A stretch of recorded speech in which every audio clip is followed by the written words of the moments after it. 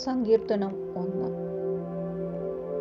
ദുഷ്ടന്മാരുടെ ആലോചന പ്രകാരം നടക്കാതെയും പാപികളുടെ വഴിയിൽ നിൽക്കാതെയും പരിഹാസികളുടെ ഇരിപ്പിടത്തിൽ ഇരിക്കാതെയും യഹോവയുടെ ന്യായപ്രമാണത്തിൽ സന്തോഷിച്ച് അവന്റെ ന്യായപ്രമാണത്തെ രാപ്പകൽ ധ്യാനിക്കുന്നവൻ ഭാഗ്യവാൻ.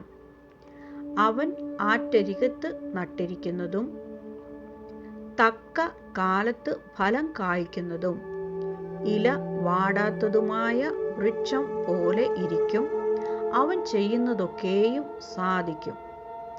ദുഷ്ടന്മാർ അങ്ങനെയല്ല, അവർ കാറ്റ് പാറ്റുന്ന പതിർ പോലെയത്രേ. ആകയാൽ ദുഷ്ടന്മാർ ന്യായ വിസ്താരത്തിലും പാപികൾ നീതിമാന്മാരുടെ സഭയിലും നിവർന്നു നിൽക്കയില്ല. യഹോവ നീതിമാന്മാരുടെ വഴി അറിയുന്നു, ദുഷ്ടന്മാരുടെ വഴിയോ നാശകരം ആകുന്നു.